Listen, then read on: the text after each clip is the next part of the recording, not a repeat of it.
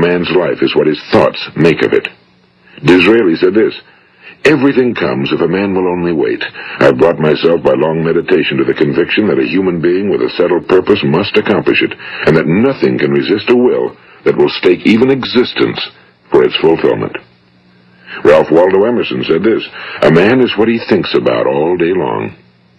William James said, "The greatest discovery of my generation is that human beings can alter their lives by altering their attitudes of mind." And he also said, "We need only in cold blood act as if the thing in question were real, and it will become infallibly real by growing into such a connection with our life that it will become real. It will become so knit with habit and emotion that our interest in it will be those which characterize belief." And he also said, "If you only care enough for a result, you will almost certainly attain it. If you wish to be rich, you will be rich. If you wish to be learned, you will be learned. If you wish to be good, you will be good. Only you must then really wish these things, and wish them exclusively, and not wish at the same time 100 other incompatible things just as strongly." In the Bible, you read in Mark 9:23, "If thou canst believe, all things are possible to him that believeth." My old friend Dr. Norman Vincent Peale put it this way, "This is one of the greatest laws in the universe. Fervently do I wish I had discovered it as a very young man. It dawned upon me much later in life, and I found it to be one of the greatest, if not my greatest discovery outside of my relationship to God. The great law, briefly and simply stated, is that if you think in negative terms, you will get negative results. If you think in positive terms, you will achieve positive results. That is the simple fact," he went on to say, "which is at the basis of an astonishing law of prosperity and success. In 3 words, believe and succeed." William Shakespeare put it this way, "Our doubts are traitors and make us lose the good we oft might win by fearing to attempt." George Bernard Shaw said, "People are always blaming their circumstances for what they are. I don't believe in circumstances. The people who get on in this world are the people who get up and look for the circumstances they want, and if they can't find them, make them." Well, it's pretty apparent, isn't it? And every person who discovered this for a while believed that he was the first one to work it out. We become what we think about. Now, it stands to reason that a person who's thinking about a concrete and worthwhile goal is going to reach it, because that's what he's thinking about, and we become what we think about. Conversely, the man who has no goal, who doesn't know where he's going, and whose thoughts must therefore be thoughts of confusion and anxiety and fear and worry, becomes what he thinks about. His life becomes one of frustration and fear and anxiety and worry. And if he thinks about nothing, he becomes nothing. Now, how does it work? Why do we become what we think about? Well, I'll tell you how it works as far as we know. Now, to do this, I want to tell you about a situation that parallels the human mind. Suppose a farmer has some land, and it's good fertile land. Now, the land gives the farmer a choice. He may plant in that land whatever he chooses. The land doesn't care. It's up to the farmer to make the decision. Now, remember, we're comparing the human mind with the land because the mind, like the land, doesn't care what you plant in it. It will return what you plant, but it doesn't care what you plant. Now, let's say that the farmer has 2 seeds in his hand. One is a seed of corn. The other is nightshade, a deadly poison. He digs 2 little holes in the earth, and he plants both seeds, one corn, the other nightshade. He covers up the holes, waters, and takes care of the land, and what will happen?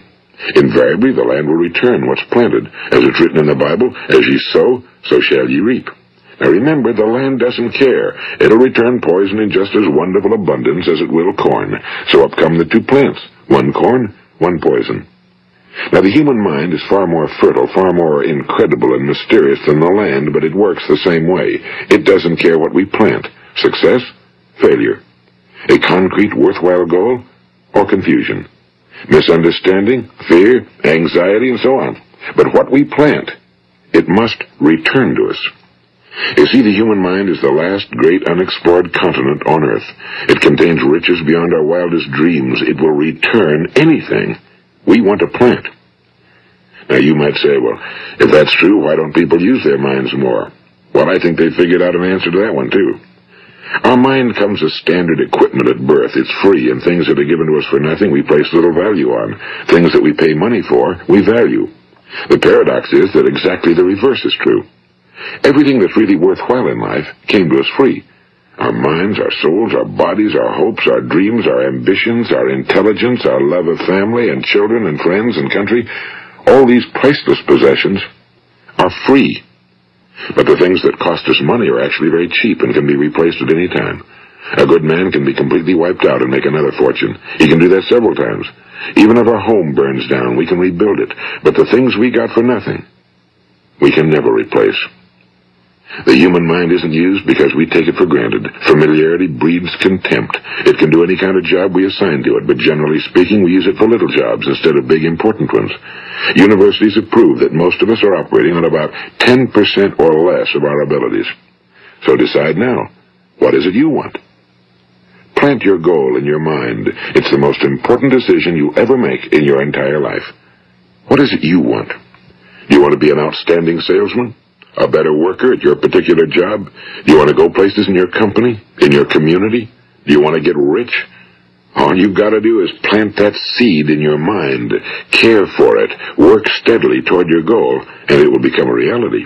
It not only will, there's no way that it cannot. You see, that's a law, like the laws of Sir Isaac Newton, the laws of gravity. If you get on top of a building and jump off, you'll always go down. You'll never go up, and it's the same with all the other laws of nature. They always work. They're inflexible. Think about your goal in a relaxed, positive way. Picture yourself in your mind's eye as having already achieved this goal. See yourself doing the things you will be doing when you've reached your goal. Ours has been called the phenobarbital age, the age of ulcers and nervous breakdowns and tranquilizers.